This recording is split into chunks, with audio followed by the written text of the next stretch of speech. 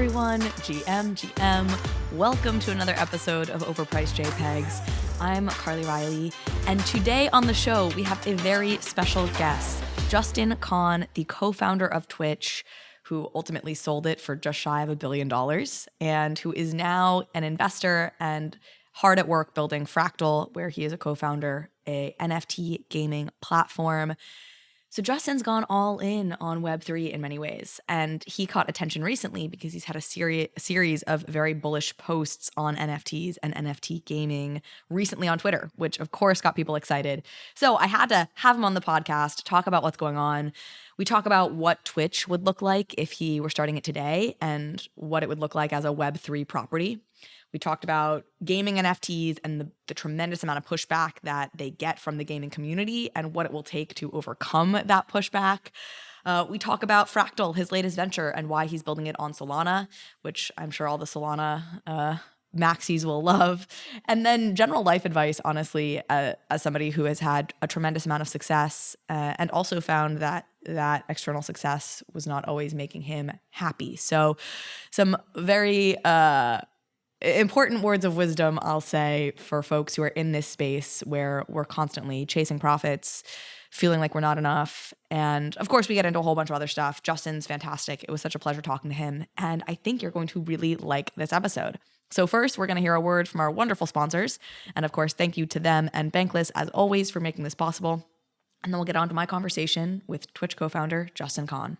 Axie Infinity is a game universe filled with cute, fascinating little creatures called AXIEs that players can collect as pets. Players aim to battle, breed, collect, raise, and build kingdoms for their AXIEs. There are and will be many varied gaming experiences for AXIEs, many of them having players compete with each other using complex strategies and tactics to attain top rankings or be rewarded with coveted resources. Others will have them complete quests, defeat bosses, and unlock in-depth storylines.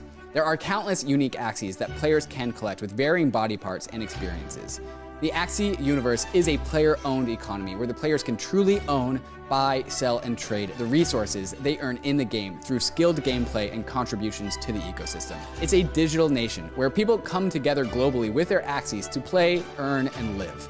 Join the AXIE revolution at axieinfinity.com/bankless.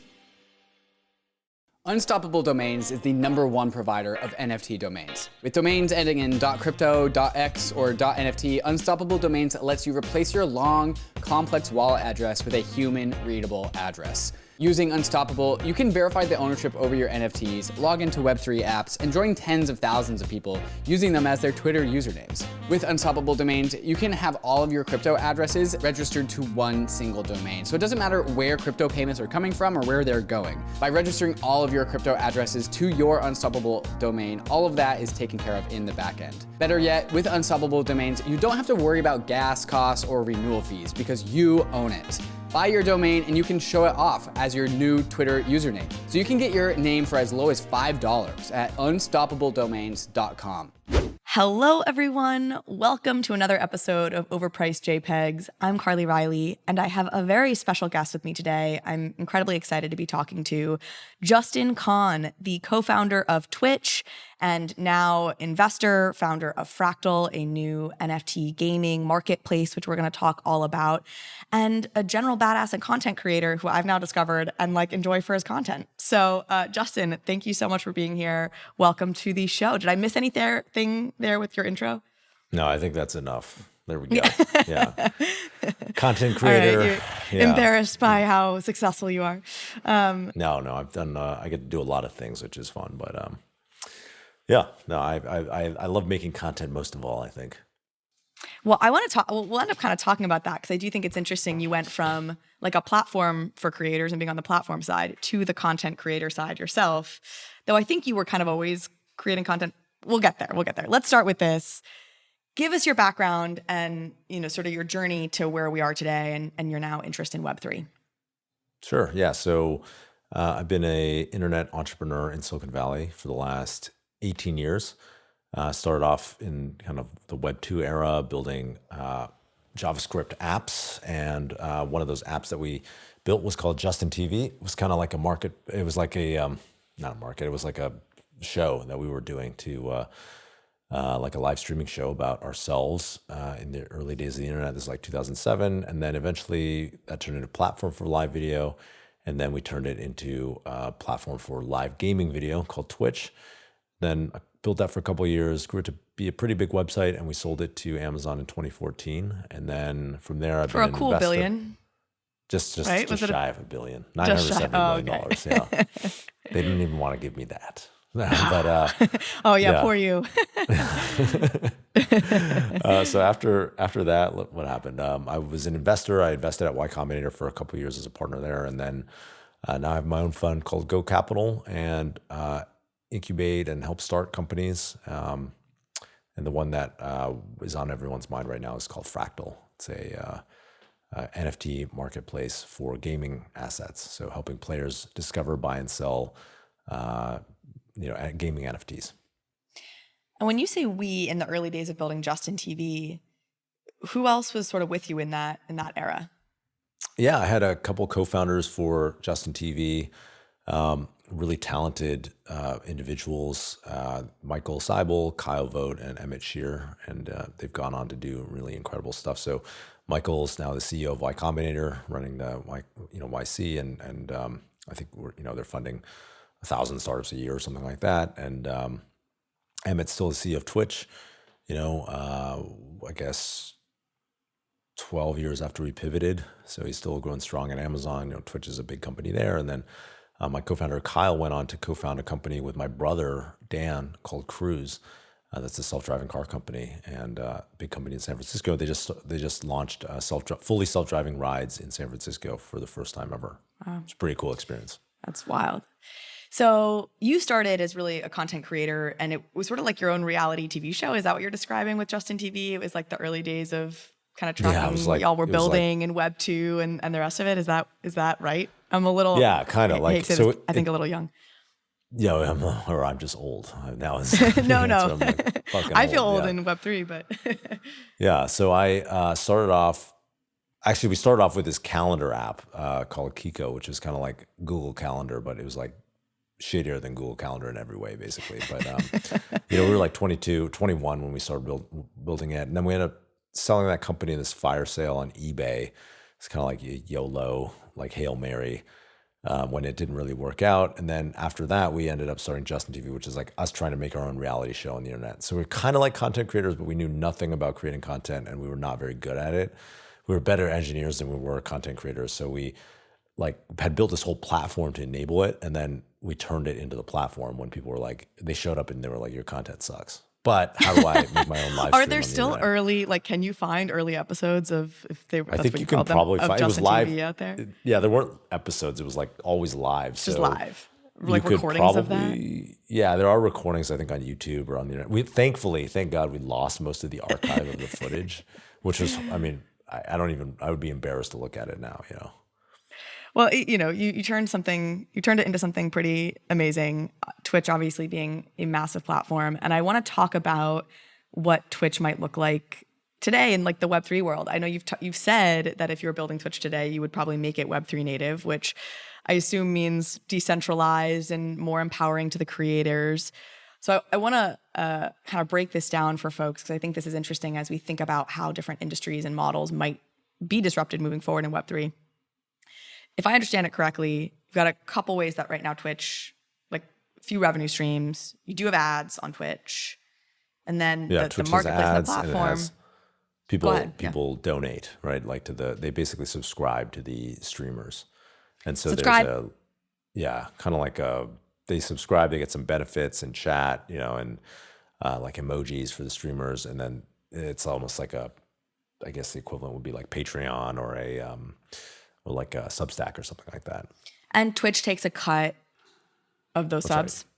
Right. Yeah. And then there's Twitch bits and channel points, which do they both still exist on Twitch? I really did actually try and research this, and my sense is that channel points are for the people who watch the streams, and bits are something that the creators bits are like get, a virtual currency, right? Like that that you can donate, right, to the streamer. To the streamer. So and you're donating yeah. I'd always heard of channel points. Is that like a similar? Is there a distinction channel there? Points are a reward that you get for watching. Yeah. If you don't know It's like a 100%, that makes loyalty me point. feel a heck of a lot better. To be honest, That I was haven't after I'm your not time. I'm not a power user anymore of like Twitch. Yeah. Okay, but so bits are sort of this in-game currency you can reward your like favorite creators with, or get special emojis in their Yeah, streams you with, like or something buy like that. something and then it appears on their stream. You could like buy donate to them and then it appears on their stream.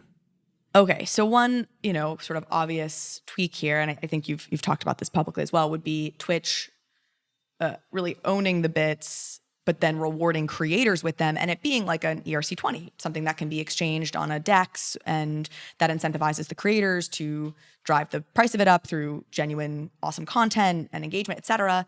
Is that right? Is that how you would see this evolving into a Web3 world? And are there other ways you would evolve Twitch to make it Yeah, sort I of a think there's Web3 this, platform? if you were creating Twitch today or something like it, you'd focus on making the community an open and programmable economy, right? Like all the economic engine around the community. So that includes, subscriptions, the donations, and you would basically, the Twitch company itself would probably be holding a treasury of these tokens, and then they would distribute them in a way to the people who make the content, right? The people who are the content creators, the streamers, maybe power users or viewers or moderators who are doing something. And so there would be kind of like an economic engine, probably similar to what people pay for today, which is like to pay the streamers to reward them or for their attention.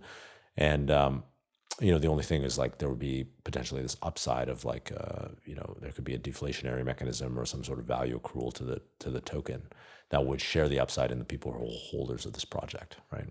And like that's kind of, yeah. Would that have been better? Let's just start with financially. Would that have been like financially better for you and the team creating Twitch, or would it have been an act of goodwill for the ecosystem? That's a good question. Would it have been better for us financially? Well, one thing is we probably couldn't have sold Twitch, which turned out to be much more successful than just the cool billion. So like potentially it would have been better if we'd if we were an open source project that like was this like decentralized project and we were just holding tokens in it, like we couldn't have sold it Twitch itself. So maybe we would have been forced to hold on to this this kind of like project tokens that represented the equity value of the thing. So it could have been economically better for me. But I think more importantly, what would have been better is that like more people would be able to participate in the upside of this project. Like the people who are creating the marketplace, Twitch is like a marketplace of content, people are creating content and people consuming it, would be rewarded for that. And I think that's kind of how the internet should work, So that's what I think is most important. Do you think we'll see that? Will something squash Twitch that is essentially a decentralized Twitch that will draw users because it brings their engagement and rewards them more fully? The problem is that there is like a strong network effect to being on Twitch, right? Because if you're on Twitch is driving a lot of eyeballs because people go to Twitch to discover content now, just like they go to Netflix. You type in Netflix and find something to watch, people find a certain kind of content on Twitch. And so I think it's pretty hard to break that. Now, there's like this really strong economic incentive. Like I actually think Twitch could be much better off if they were like, we're going to issue this virtual currency, this digital currency to all of these people. It's going to be decentralized currency, so we're not going to control it. We're going to issue to like pro rata to the people who make Twitch. We're going to hold a shit ton of it ourselves. And then it's going to be open and programmable and people can build experiences on top of it in our ecosystem. And I think that actually could be hugely valuable, like a accretive to Twitch, the company itself. But the problem is it's really high risk and it's kind of a one-way door, right? So if you have this thing that's already working, it's really hard for you to convince yourself like to fully decentralize, I think, as a Web 2 player. And it's the same thing as like Blue Sky with Twitter. Like, I think that's just really hard. Like you have public shareholders in the case of Twitter here, and Twitch, you have like bosses at Amazon to report to. And so can you do it? I don't know. Like, to be honest, like I think it could have tremendous upside and be really good for like the world in the sense that like there's more participation and perhaps governance of this like large internet property, but I don't know if it's practically possible. It's kind of like you might be trapped in this like local minima of in terms of governance, or like the activation energy required to get to this new state is very high. Mm-hmm. Do you feel that way across, Twitch is one example, but sort of social media writ large? I mean, there's a lot of optimism, let's say, around the potential for decentralized Twitter and Facebook, and which of course have crazy strong network effects themselves. what's your take sort of broadly on this ecosystem? Yeah, I do feel that way, right? Like, I think if Jack couldn't get it done Is with this FUD? Blue Sky and Twitter, maybe, I don't know. Are we fudding right now?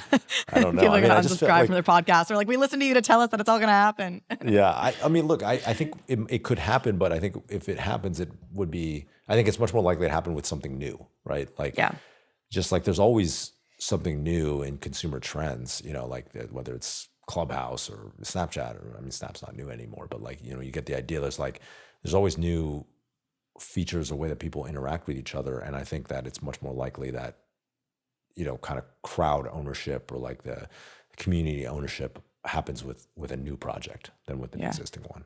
What's the question between like, are we going to Trojan horse the world into Web3, or are we going to like just like burn down the old one and like, you know, build from scratch? And this is sort of a, hey, we'll start building from scratch, and hopefully one by one we pull people over because the experience for the user is, or the economic incentive for the user is better. Yeah, I think it's probably a combination of economic incentive, but also like, I think the economic incentive alone doesn't do it. Like, people need to have some sort of core value proposition that they're like really excited about in general already, you know, and that will drive adoption. I mean, look, people try new stuff not all the time anymore. I mean, it's gone down since the beginning of like apps, but like people still are willing to try new stuff. You could even like Truth Social, you might hate it or love it. You know, Trump's social media app is like driven to #1 in the App Store Monday, I think. And I mean, reportedly, you know, it's buggy. I don't know. I didn't try it, but like, shocking. yeah. But like, my point is like, you could imagine some people create a movement and they attach crypto to it, and they can drive a huge amount of like core initial interest, and that's enough to get the ball rolling. I don't know. Mm-hmm. Okay, maybe Trump should have attached a crypto element to Truth Social. Well, did you track the recent Melania scandal? They're clearly aware of this world. Did you follow this at all? If not, I'm really excited. She was selling an NFT, and then it was like wash traded or something. She basically bought her own NFT. I mean, she did the kind of classic thing where, I mean, we don't really know, but like the money that bought the NFT ultimately came from her wallet. I mean, that is sus. Or a wallet to be known as her. So that's super which is sus. Hilarious. Yeah. And just so the Trumps, you know, that's the beauty of blockchain. Like, they did that. That's always how they've operated. It's like weird, shady, like kind of like, you know, BS. But now we can all see it. And it's like, okay, well, let's talk about gaming. Or did you have something else you wanted to add there? No. Okay. Let's dive into gaming. This is obviously people... I really came across, I was kind of aware that you're doing stuff, but you've been now tweeting bullish things about NFT gaming. And so, of course, the blockchain world is so excited about that because you have so much credibility in the gaming world, in the gaming space, and had some tweets that I think really caught everyone's attention. I'm curious, like, what was your aha moment for NFT gaming? And I say that because I've heard other interviews with you, and it does sound like it was a little bit of an evolution for you to it was like, totally you were like kind of a skeptic. Evolution. Yeah, yes, okay. I was a total skeptic at first. You know, like I think I went, you know, my history was like I was buying Bitcoin in 2013, right before it crashed. Then it crashed. I was like, I'm an idiot. I'm the bag holder. Then I was like, you know, when I saw Ethereum start to rise, I was like, okay, this is interesting as a programmer, but like it seems deeply impractical to build any like real applications. I don't get it. So then I invested in some other funds, like people who were like professionally investing in crypto.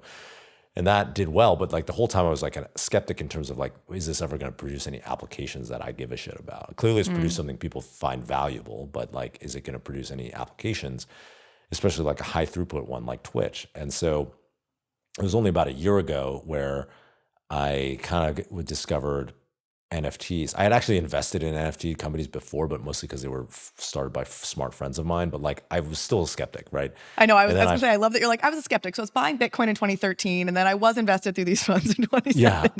But I understand what you're saying, because you're so at the heart of this world. That I'm at the heart of like tech. And so I'm like, I have all these, you know, when you see smart people doing something, you're like, you want to be invested in it, you know? Yeah. So that's my philosophy. So I'm like, okay, smart people are doing this thing. I don't get it, but I want to be invested. That's always been my philosophy. And to be honest, I made a lot of money that way. So like I'm here, I'm like, okay, I finally am like, but like a year ago, things clicked for me. And I was like, oh, you can actually make a high throughput application in some of these technologies, some of these L2s or Solana that like actually works, like, you know, like works for the user.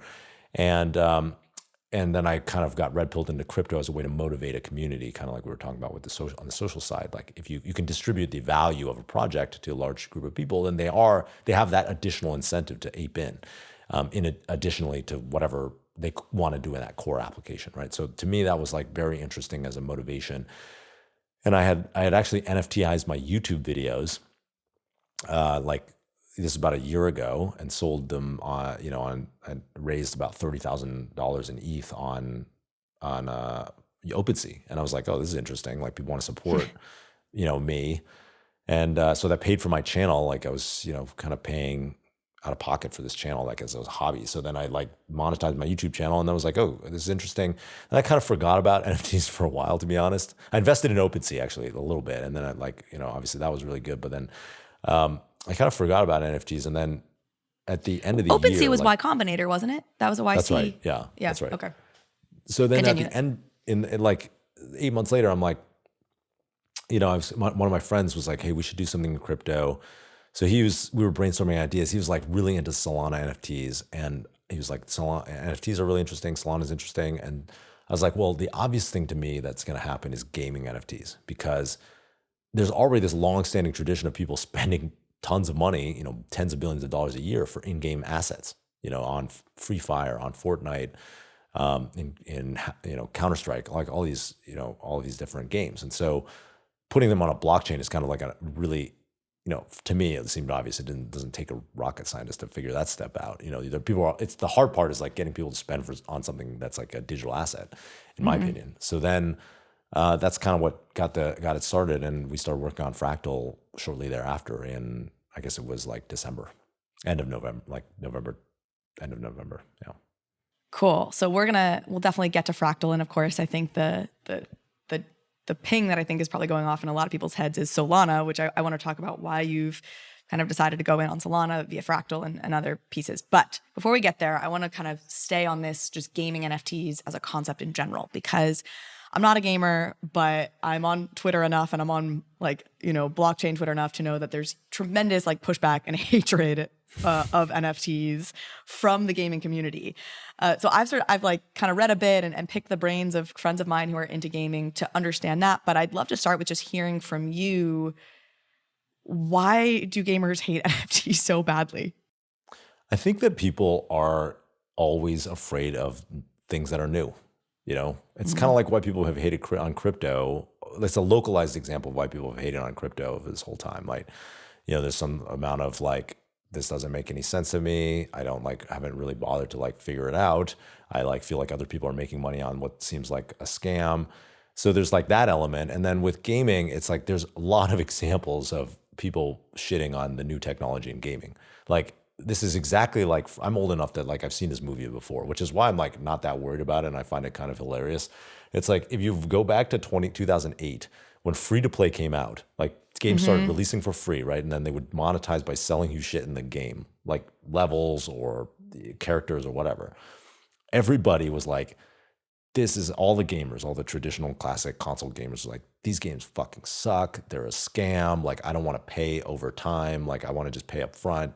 I don't want to be nickeled and dimed. And so that was the resounding message from the gaming community. And then of course, fast forward 14 years, and now the biggest games in the world are free to play games. And that's the predominant business model of gaming. I think this is exactly the same way, where people don't really get crypto.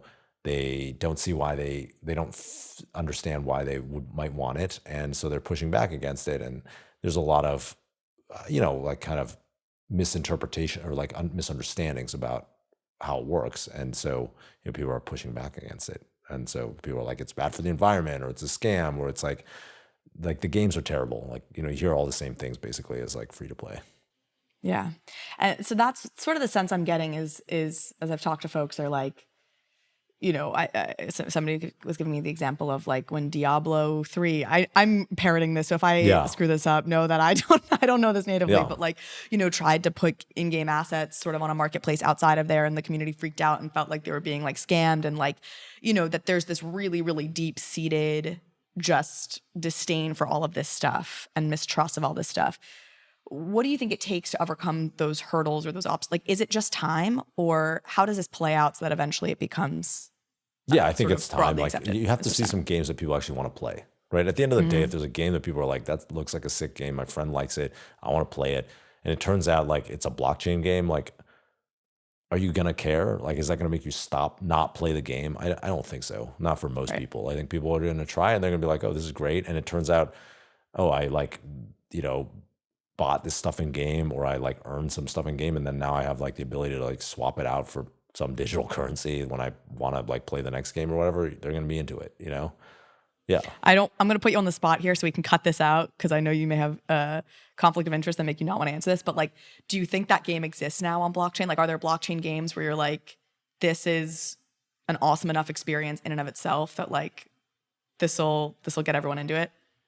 I think there are a bunch that are coming. So, when we started with Fractal, I basically interviewed all of the, like, I mean, it's the same thing. It's exactly like free to play. Like the first free to play games were like Mafia Wars and Farmville, right? They were not appealing to like. Yeah, and the gaming community was like, Farmville is not a game. Yeah, exactly.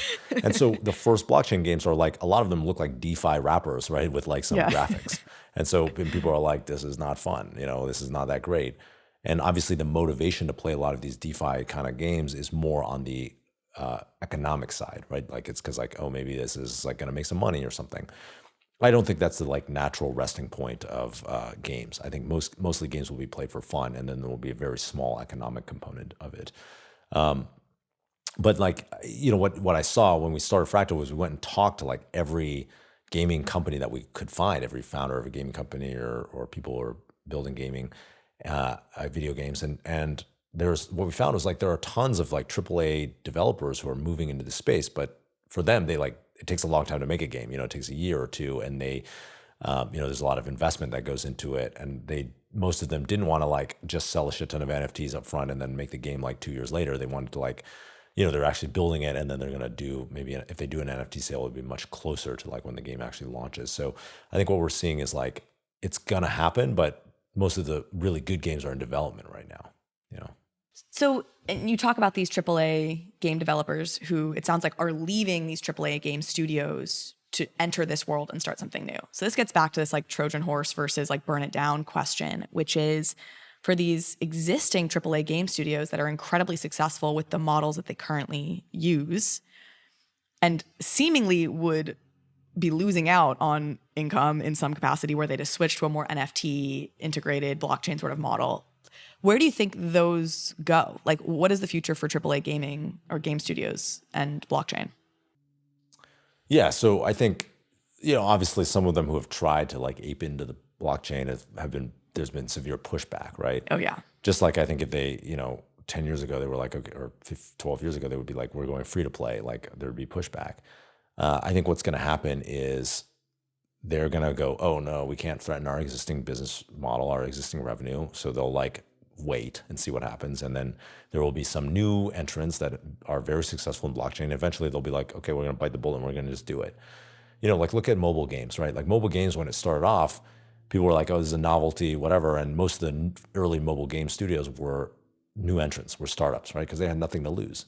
But now like, EA's FIFA or Call of Duty or something like that, those are huge, mobile game platforms, like mobile games with a huge player base. And so what's going to happen is eventually the AAA studios are going to ape in.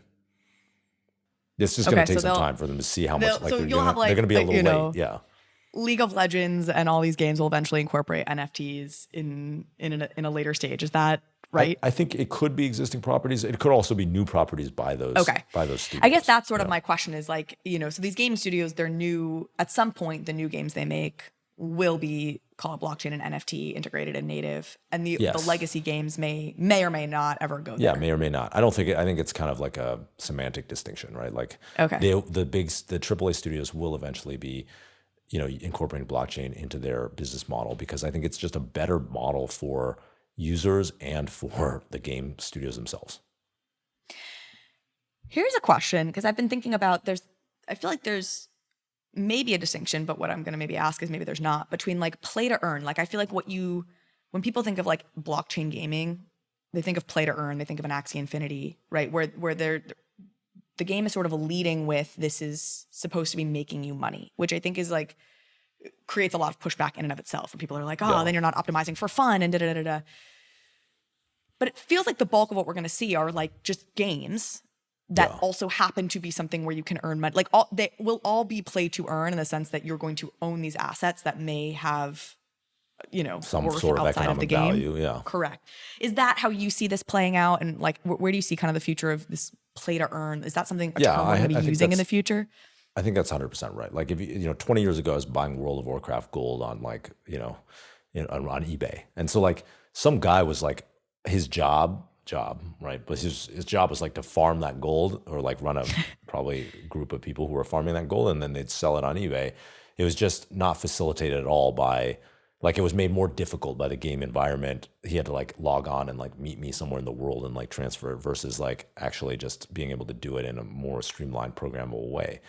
Like, but that still existed. But most of the players of World of Warcraft, like 99% of them were like doing it for fun. And then like maybe 1% of them or probably less were doing it for economic reasons, right? And I think the balance looks a lot more like that, where most players are playing games for fun. Maybe some people are like doing things in this game world to like that people don't want to do for economic reasons. But that's fine, right? Like that's just kind of Right. like they're creating like liquidity and like in the market of this game. But I think that's the ultimate endpoint because most people want to play games for fun, And so I think we'll see these games look like the other thing that exists right now is like a lot of people are buying in for more speculative reasons where like there's this hope that the assets of the game will appreciate over time. But I don't think that's actually necessary for the games to incorporate blockchain and see value from that, right? I think it's much more about the open and program, like the true ownership, and then the game economies being open and programmable, so other people can build experiences on top of those NFTs or digital economies. That's what's going to make these things have enduring value versus like the price always goes up. Yeah. I'm excited to hit that phase because we are like in such a just deeply speculative phase with everything to do with blockchain. And it'll be exciting when we start moving into actually like buying this stuff. And there's some of this happening, of course, right? I mean, I Before think the it's happening in utility Ethereum right now, right? Like like Ethereum has been flat. I mean, there's huge volatility, obviously, but it's been like mostly flat for the last year. But people still buy shit tons of stuff in Ethereum and use it to do all sorts of like smart contracts, right? So like that to me is like, Ethereum's value has transcended just like holding it for speculative purposes to see it rise. Yeah. Yeah.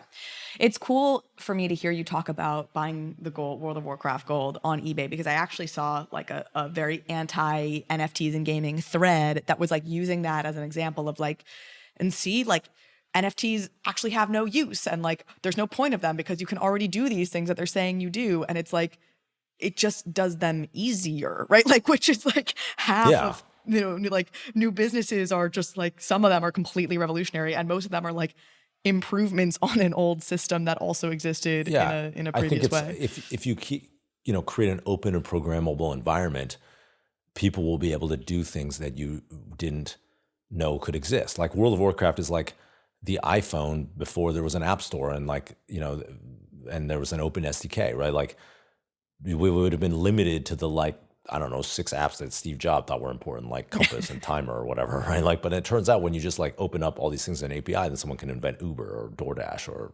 Instacart or, the million other apps that exist out there. And so obviously that unlocked a huge amount of economic value, both for consumers and also for the iPhone itself, Apple itself.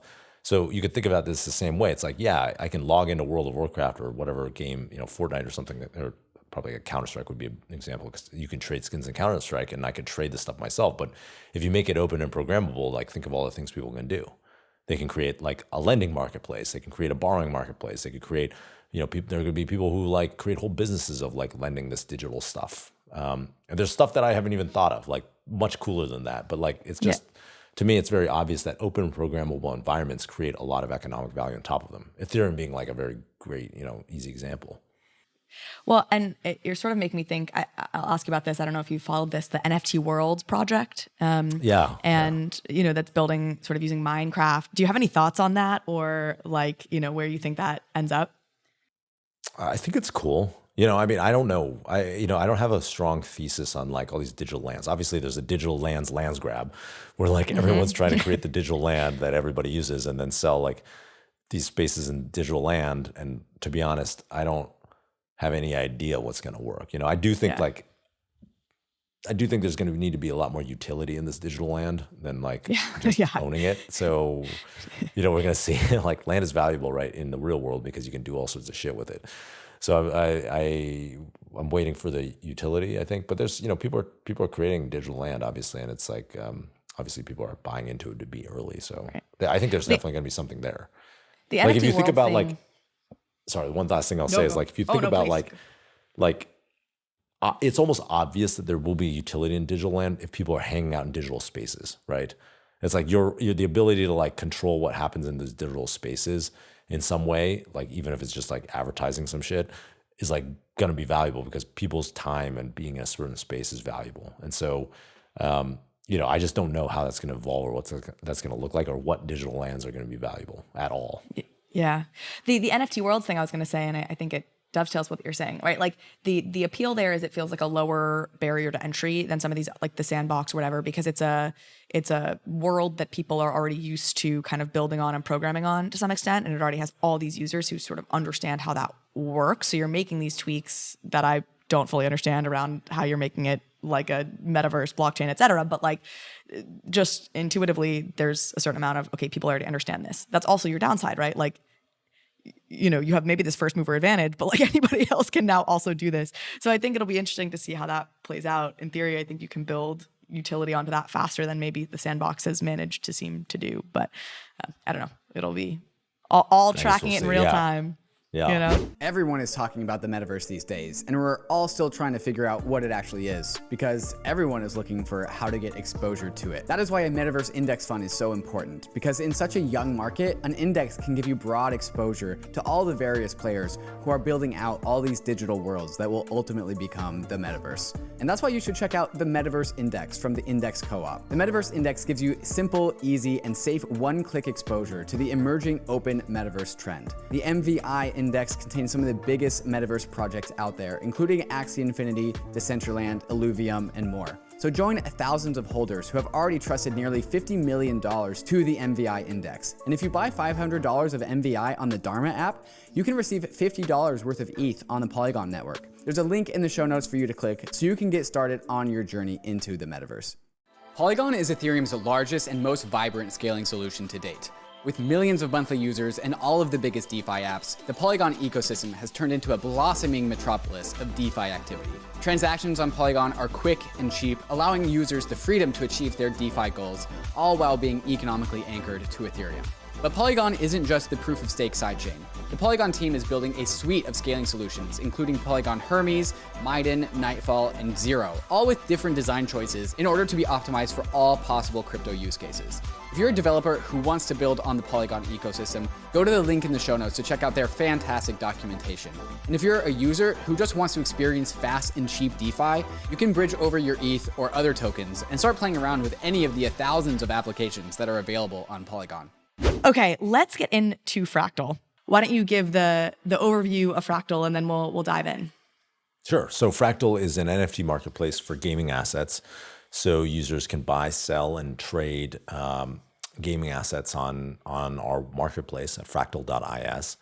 And we just launched it in the end of December. So it's been live for a couple months. And now it's, games are dropping primary mints on our site. And then we have the secondary marketplace as well. And you also, it appears, sort of have like a native token, and I say token, and I think these are ERC 721s. Is that right? That are these fractals? They're okay.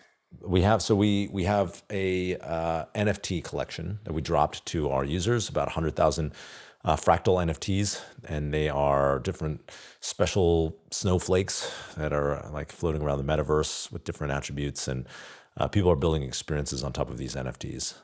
The NFTs help you, kind of reward you. If you're a holder of one of our NFTs, you get rewards on our marketplace as well. So like you get access to certain whitelists and stuff like that. So they're kind of like integrated with Fractal itself. And then there's also, other third parties that are creating experiences on top of the Fractal NFT. And when you say other third parties are creating experiences on top of that, meaning I'm another game and a Fractal NFT will have a use case in my game.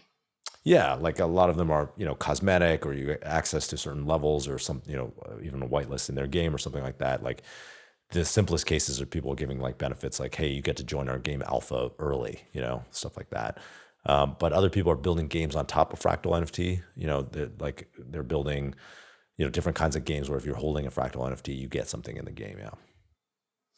And so there's sort of these two different categories then that exist. There's something like a Fractal, which is like a totally interoperable cross game intended to work in many different games. And then you have, is it true then that there's a series of tokens, right? Or a game can do their NFT launch on your platform that are not interoperable, that sort of function within that game. Obviously it's an open marketplace system, but you're not like switching those over to another game. That's right. So it's an NFT collection. So people are dropping, their NFT collection that's designed to function in their game as like a character or a land or an item or something like that. And they're dropping them on their own. They're dropping them in their, on Fractal as like a primary mint, but then they sell on Fractal, but they're not, other people could. The cool thing about an open and programmable internet and the fact that all these NFTs are on the blockchain is like, if I was a game developer and I want to incorporate someone else's NFTs, like I obviously could allow holders of that NFT to accrue some benefit in my game, just like LooksRare said, like anyone who's like an OpenSea user, we're going to just airdrop tokens to them, right? Because it's all like open on the internet. And so there is like, they are interoperable in a sense that it's like an asset on the internet, but they're not necessarily designed for interoperability. And you chose to build on Solana. Yes. You alluded to this earlier. You talked about how you had a friend getting really into Solana NFTs. That's sort of controversial. There's all this, there's I don't know, rivalry, you could call it, obviously between different chains. Why did you decide to go with Solana? Well, I mean, at the end of the day, like we want to be wherever the gaming companies are, and I think they're split. Some game companies are choosing Solana, L2s. some are choosing ETH, some are choosing POLYGON, some are choosing Immutable X. I have my own technical opinions, I guess, but like I want to be wherever the gaming companies are. So eventually we'll support other chains where there's games.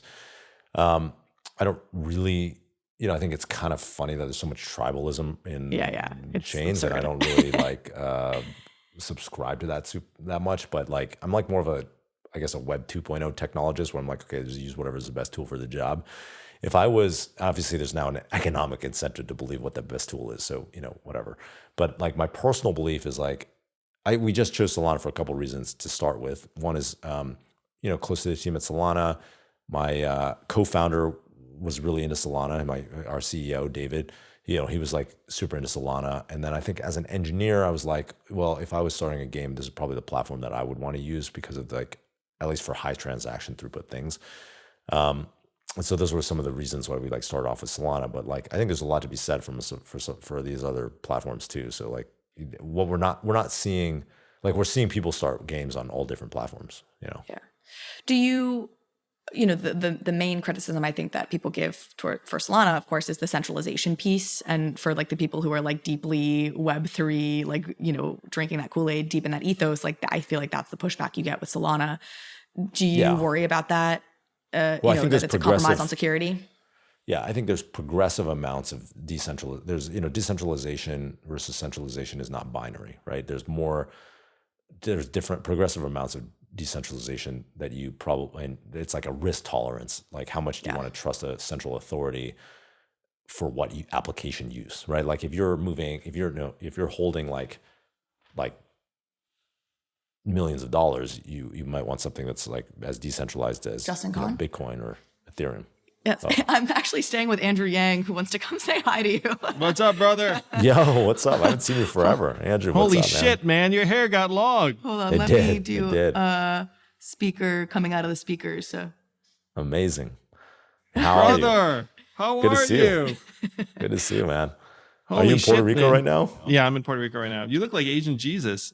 That's the look. So how did y'all go? When did you guys first meet each At other? least a few years. We hung out in the Bay Area. What is that? Freaking 2017 or something like that. Yeah. Kind of. He was telling me he was going to run for president, and then boom. It's like years later. Now you're like the most famous Asian American. Thanks, bro. I guess. You are. No, I think you are. It's amazing. Carly was hire number 3 on the campaign. It's why we're. I'll take it. I'm sorry, number 5, but I'll take number 3. Whatever. Who are the others? You're moving up. Who are the You're 4 moving behind? up. Before I don't even remember. Look at that. What are you doing in Puerto Rico? Mainly just chilling. We're doing a little bit of Web3 stuff because it's like a hub for that. Yeah, I saw you were at ETH Denver, right? Yeah, it was fun. Yeah. It's a good time. Awesome. Robin just texted me today. Where do you hang your hat mostly, brother? Still mostly in Sonoma County, but I'm out in Miami visiting him, because we're working together like pretty often, twice a year maybe.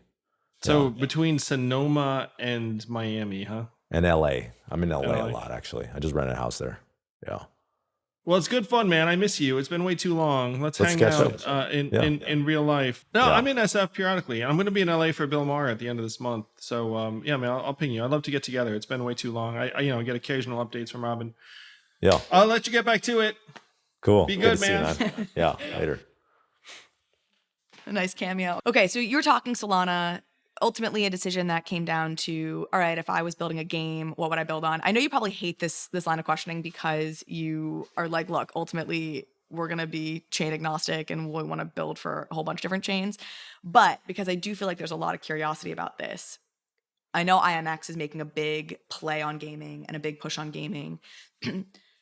When you talk about sort of the throughput and the scalability, like, right now, in your estimation, it feels like Solana is just better able to handle the amount of transactions that go on if you're playing a game with NFTs in it. Like, you can tell I'm not technically savvy enough to fully know how it's going down. But curious. I think there's lots of options. Like IMX is a good one. Like obviously they have Gods Unchained. It's like working. They have like transactions, like a lot of transactions on that game. So like, I don't want to. I think there's like lots of different ways that you can do it, and I guess I really don't want to be like, I know all of these guys are all great. There's a lot of great teams, and I'm not trying to say, oh, you should pick Solana, you should pick IMX, you should pick, Polygon. Like, I think there's like lots of reasons why one team might pick one versus the other. And I think there's no clear person who's going to dominate and get like 99% market share yet.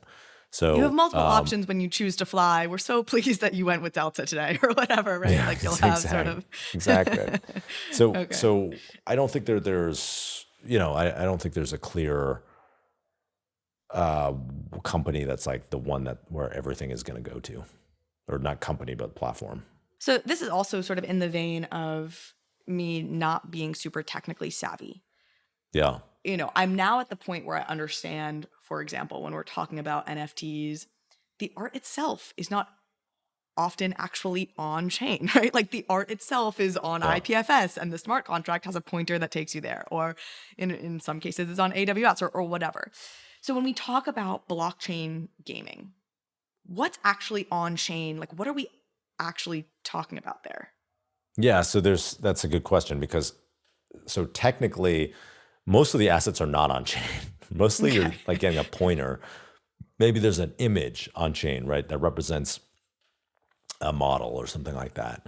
But when this, the wallet is loaded in the game, this pointer actually is translated not just to an image, but to, a set of data that represents like a model or like a 3D model that's used in the game. It's also like some attributes or whatever, right? Like, and the fact is that like a company generally is making this centralized client that can interpret that data however they want. So like, what do you actually own? You really own a pointer that like says you own this thing, right? Like now there's people who are trying to build blockchains for gaming that will like store all this data on a chain. And that's pretty cool, I think, because it makes it more interoperable with, it makes it more programmable, more interoperable. But that's like not how most of this works right now. So there is I think all of this question marks around digital art, where it's like, oh, but it's on AWS. And what happens if that guy stops paying for the AWS? That like applies here, those questions apply here.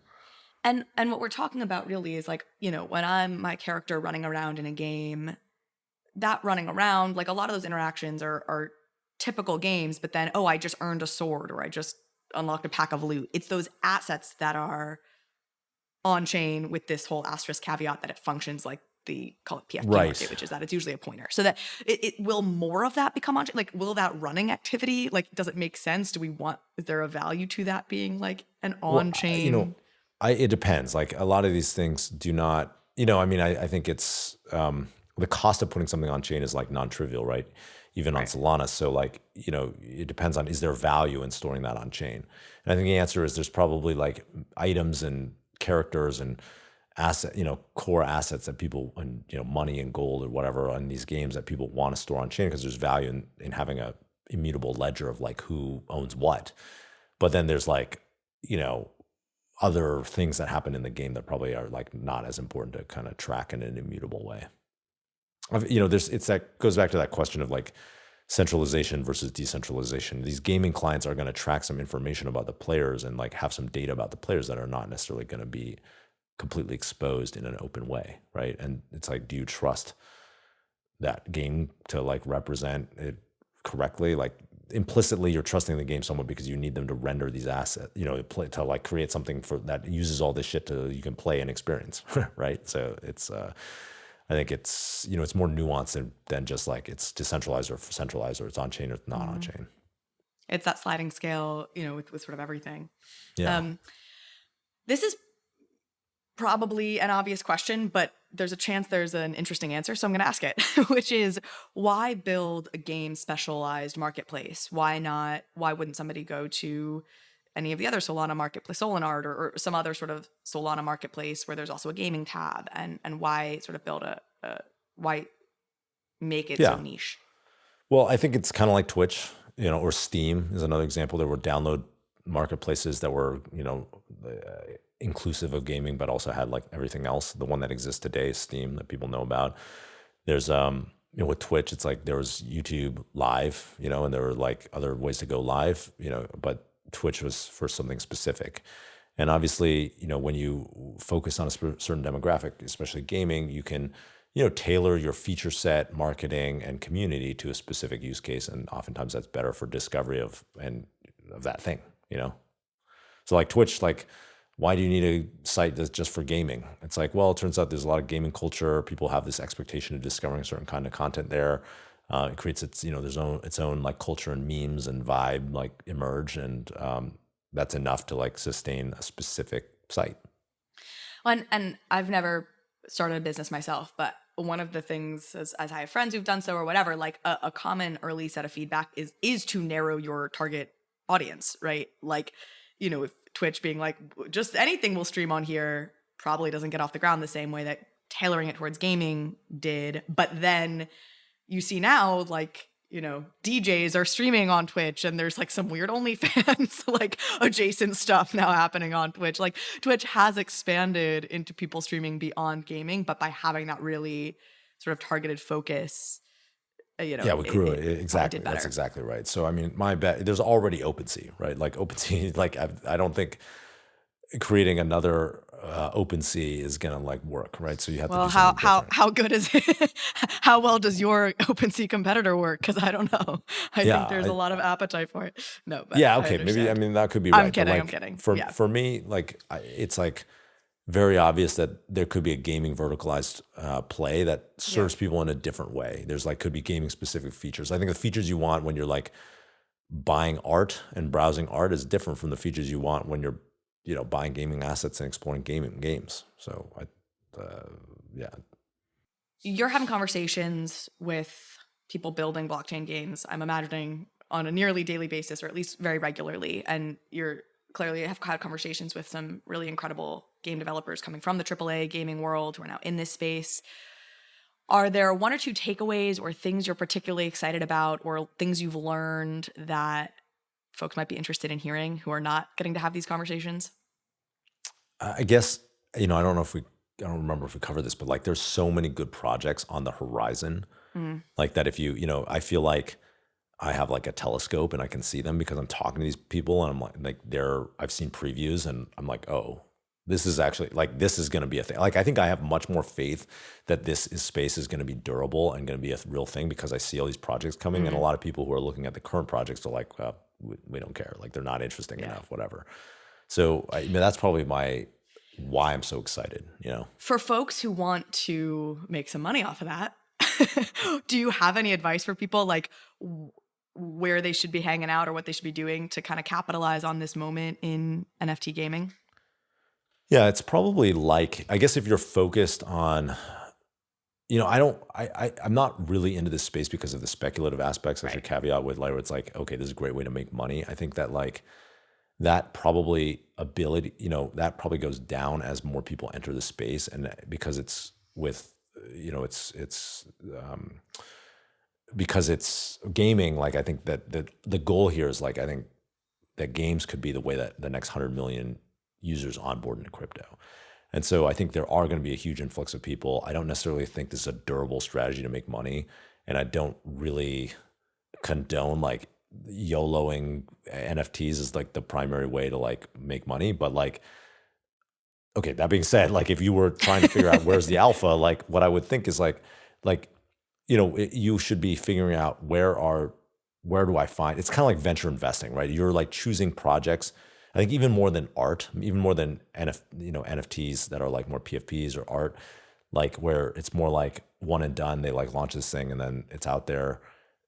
Now the projects are starting to say, okay, we have roadmaps, whatever. Here, they really do have to have a roadmap because like the game has to like show up and exist for this thing to be valuable. And so I think it's really about finding the teams and locate, who are the great teams and how do I like participate in like amazing teams. And so I think the way that you find that is kind of like how you find any venture investments.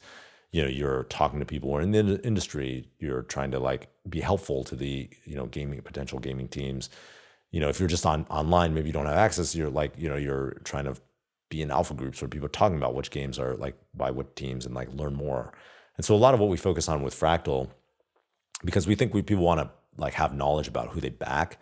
We spend a lot of time giving people more access to information about the games that are on Fractal. So we do like a podcast called Fractal Radio with the founders. We're trying to dig into like who are the founders of these games, what's their experience.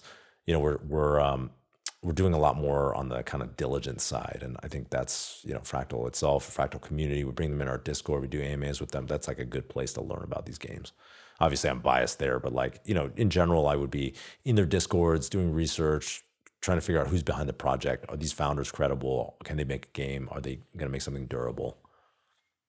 It also strikes me that there's the angel investing comparison in the sense that like, or, like VC investing comparison, which is that like most things won't hit, but if you happen upon the thing that does, like it more than compensates for that doesn't hit. Do you see this as being similar? Like, or even just like when you're picking NFT projects, et cetera? This is a highly speculative, risky way to allocate capital, right? Like, I don't even know if I would call it an investment, right? Like, so, you are, it's one of the reason why people are interested in this is because, you can have Illuvium being worth, I don't even know what it is now, but like billions of dollars, right? And some of these companies be worth billions of dollars, even sometimes before they've really shipped the full experience. And so, obviously, and with liquidity, right? So like, obviously that pays for a lot of like YOLOing into like games that don't ship or rugs or things that like suck. So I think that's why the dynamic of the market has existed as it is today. Well, you see a ton of profit chasing in this space, right? Recklessly. People are just trying to catch the next thing that's going to 1,500%, go up or whatever the case may be. And I think it was in one of your YouTube videos, or you sort of said this publicly, that like you sold Twitch for just shy of $1 billion. And for so many people, that's what they think their dream is, or what they think they're trying to do is just accumulate as much wealth as possible. And you said that you weren't suddenly like euphorically happy. Like your life in some ways didn't like change radically after you had this sort of huge exit. And that for you, it was really finding more intrinsic happiness versus these extrinsically motivating factors. Can you say a little bit on that? Because I think it's such an important thing to keep in mind for so many people who are in this space trying to hit that 100x. Sure. Right. Like everyone, is like out there, like, especially the people who are buying this stuff, a lot of like Gen Z, younger people in their 20s or early 30s, they're like YOLOing these things. Everybody has a friend who made hundreds of thousands of millions of dollars on like NFTs or something like that, or Wall Street bets, shit coins, trading, cryptos, whatever. Like, and so like there's a lot of FOMO, and I think that's like kind of, embedded in this generation through social media too. And so, it's even more exacerbated maybe than when I was like starting out. And so consequently, you have all these people who are like, they really want to make it super bad. That's like the most important thing in their life. And that was what it was like for me. You know, I had like all of these hangups about like, I want to make it. I want to be like the man, this super successful entrepreneur, whatever. It was like my whole ego and identity. And when I did, you know, we ended up selling Twitch and people were like, oh my God, you're the crazy good entrepreneur. Like I got all this validation that I thought I wanted, and I did want, but then, you know, like that becomes your new normal. And pretty soon thereafter, I was like looking at my other friends who started Airbnb, Dropbox, and being like, oh, I didn't do good enough. Like I have other friends who are like the founders of Coinbase or like Reddit or, you know, like all these other companies. And so, you know, it never ends. It's like a treadmill. Like if you're looking for external validation to fulfill you, there will always be something else. And yeah, like I had money and I could like obviously financial security, but the thing is I had it beforehand. I was like, you know, we were even ever since I had been paying myself, you know, like just even like a reasonable salary. Like it wasn't, after the first couple of years, it wasn't like super scarce. Right. And then like, it didn't really change. Right. Like so what happens is your lifestyle just generally creeps up to like however much money you have. And then you have all the same worries or problems that you did before, you know? And so I just think that the human condition is to be on this, you know, the natural state of being a human being is to have this hedonic treadmill and to always want more, because we evolved in this world, in a world where, you know, you didn't have a lot, right? Like scarcity was a real thing. Like now today in the modern world, most people in America, if you're listening to this podcast about like flipping cryptos and NFTs, like you're pretty good. You're doing good. Like compared to all humans who've ever existed, 100 billion humans that ever existed, if you're listening to the podcast, you're probably in the top 1%. And so like, you know, but it's human nature to be like, have that scarcity mindset and be like, I don't have enough and I want more. And that can be all encompassing. And the problem is like that it doesn't really lead you to any lasting happiness. You know, intrinsic happiness comes from, or happiness really comes, durable happiness, I should say, comes from having like intrinsic motivation and fulfilling your intrinsic needs. And, you know, we could talk about that for a lot. Actually, it's my favorite topic, but like, you know, I think that's something people don't think about very much. Well, I have to ask the follow-up, which is like, how have you found that intrinsic motivation? I know we're coming up on time, but I feel like this is like a very good, if this is what we end up leaving people with, I feel like it's a beautiful ending to like, what have you found to be helpful on that front? Well, so the funny thing, right, is that all these people are like, well, Justin, you're just doing the same shit you were doing before. You're like starting companies, you're investing in companies, you're like flipping NFTs, whatever, you know?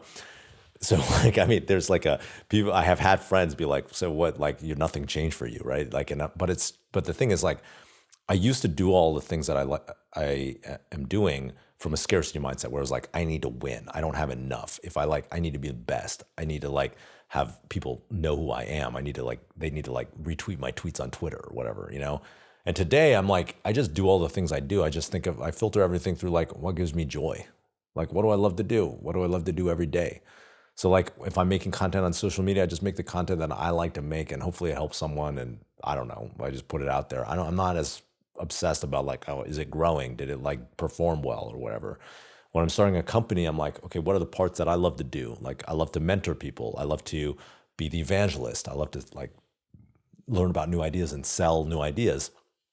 And so I just focus on those things, and I partner with other entrepreneurs, you know, my co-founders who maybe handle the parts that like I don't like to do as much. And so I just like really focus every day. I'm like filtering everything I'm doing through like, does this give me joy? Do I love to do it? And then I just try to do those things. And generally I'm like way happier, and I'm not so obsessed about like Fractal. I think it's a good idea. I think it could be a big company, but it doesn't have to be. In some way, I don't really give a shit. Like, it's like, I'm having fun. I'm working on it with people who I really like, a team I really like. And I think we have a shot, and I'm going to work, and I'm actually working really hard, but I'm working hard because I'm having fun with it, you know? Yeah. So there's two different directions I want to go in sort of in closing. Do you have a few more minutes? I know I'm over your time. No, so in terms of the long-term hope for Fractal, and there's a couple things I want to say here. Obviously, becomes a prominent marketplace for NFT gaming, I'm assuming, you know, expands maybe to include other chains, games, etc. What's the like marketplace fee that y'all 2% on the secondary, 2%. Okay. Well, it's 2%, yeah. Okay. Is there anything like, is there anything there that you're like, in 5 years, this is our vision, or, is there sort of anything in particular you want to highlight in terms of that future vision for Fractal? And then I have a quick follow-up on that. Yeah, so I think what we want to do, like it's the same strategy as Twitch, and I've been pretty public about this. Like with Twitch, we went to the streamers and we said, we're going to focus on making it the best possible thing for the streamers, and how, like, because they're creating the content. So how do we support the streamers as best as possible? And we went above and beyond. We went outside the box for streamers. Like we would help set up their computers. We would take them out like at parties, like at all these like gaming conferences. We would just like, I remember for one streamer who wanted a Ferrari in his music video he was doing for YouTube, like we found a Ferrari for him. We would just like do. You were doing that like community first approach before it became quite as like buzzy and known as today. Yeah, that's right. It was a completely community first, because there was already YouTube, right? There was already all these other competitors. So we were like, we have to be the best friend of the streamer. Today, it's the same thing, but for the game company. It's like, we want to be the best friend for game companies. So like when we help game companies for mints, we're like helping them calculate their, we have a particle physicist at our company, actually a mathematical physicist. Sorry, there's a distinction. I don't know what it is, but there's a distinction. And he's like, he's like helping calculate rarities for them, right? Like, or when they want to figure out their community launch strategy, like I have our community team lead, he'll like do free consultations for these guys to like help them figure out like how to do a calendar on their like launch. Or like I do these Fractal radio episodes with the game creators to like highlight who they are, and like that's fun for me. And so we're just doing like anything and everything we can to like be supportive of these game publishers, game developers, game creators. And I think if we have done a good job in 5 years, we're the company that's known for that. We're the best friend of blockchain game companies. Hopefully, this space has become something, but like we're their best friend, and like that's what everyone in the industry knows. And we've built tools and processes and a partnership team that really drives that. And then, one of the things that struck me that you said earlier about Twitch is if you'd built it in a Web3 way, you probably wouldn't have been able to sell it. I don't think that same dynamic applies here, right? Because this is actually sort of a centrally owned dynamic, much like an OpenSea is, like it's a marketplace. Yeah. So I think like this is a potentially like something that can have an exit, correct? That's right, as it is today. Okay. Yes. Okay, as it exists today. Do you think, though, broadly ever, like I've said this multiple times on this podcast, like one of the things that I find scary is because sometimes people tell me like, drop an NFT for the podcast or this and that. I'm like, I have no interest in doing that for multiple reasons, at least right now in my life. One, because I don't think I actually have particular value to add or something special to do via an NFT. The other thing is like, it's like a forever commitment. Like that's like, we have yet to see the exit path for teams that start NFTs, right? Like maybe some of these, you've got Bored Apes or Cool Cats, or like, I don't know, some of these that may be considered blue chips that perhaps are so lasting that they will be able to change hands over time and it'll become a brand like Supreme and the CEO can change. But like, we haven't seen that yet. How do you think about that? How do you think that evolves, this like sort of just foreverness seemingly of people who start these projects? I mean, I think forever is a long time, and like we haven't really seen whether any of these things are durable at all, right? Like, yes, they're going to be on this blockchain, but it doesn't mean that you're like necessarily going to be working on them, or maybe like the community took it over, or like you don't know what's going to happen with them. With the case of Fractal, it is a centralized company, but like there are parts like this NFT collection that we have decentralized and like that are owned by this community, and I have the advantage of being on the other side of like a pretty big exit where it's like nothing changed really for me. I mean, it was like, so I'm not particularly interested in like building a company to sell it. I'm interested in building a company that solves a need and kind of builds a community in a very durable way. And I think that what I like about this space is I can see it being this like, kind of like this ecosystem and of games and gamers for a long time to come. And so I guess like I'm not really interested in selling it at all. I mean, it's not just my decision though. We have like other co-founders. Yeah. So, yeah, of course.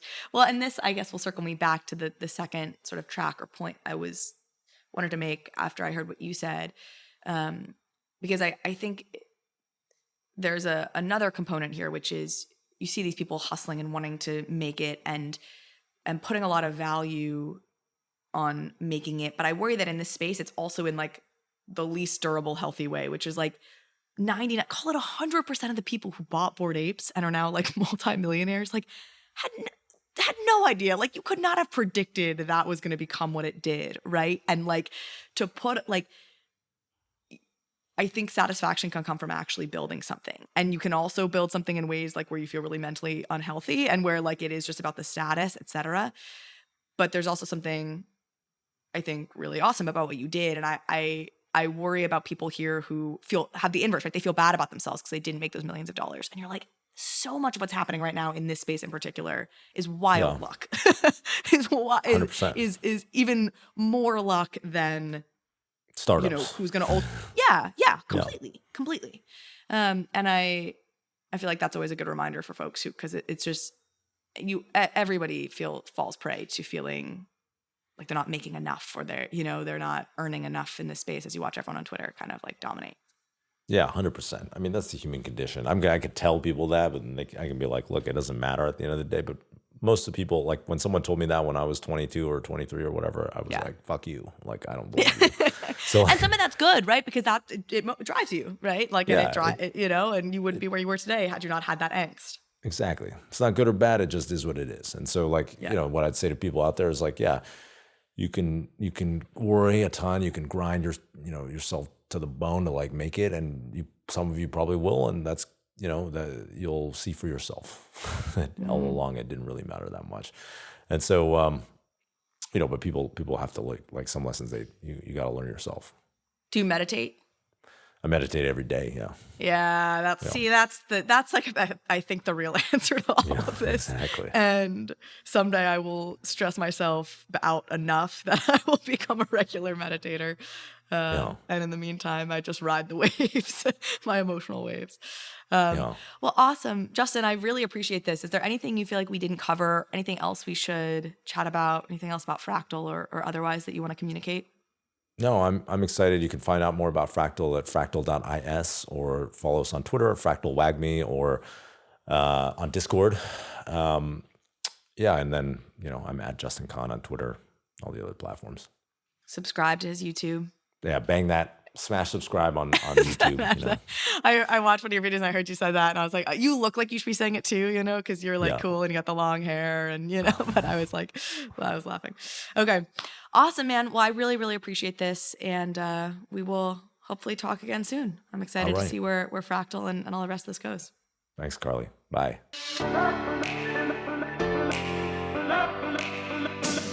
Hey, we hope you enjoyed the video. If you did, head over to Bankless HQ right now to develop your crypto investing skills and learn how to free yourself from banks and gain your financial independence. We recommend joining our daily newsletter, podcast, and community as a Bankless Premium subscriber to get the most out of your Bankless experience. You'll get access to our market analysis, our alpha leaks, and exclusive content, and even the Bankless token for airdrops, raffles, and unlocks. If you're interested in crypto, the Bankless community is where you want to be. Click the link in the description to become a Bankless Premium subscriber today. Also, don't forget to subscribe to the channel for in-depth interviews with industry leaders, Ask Me Anythings, and weekly roll-ups where we summarize the week in crypto and other fantastic content. Thanks everyone for watching and being on the journey as we build out the Bankless Nation.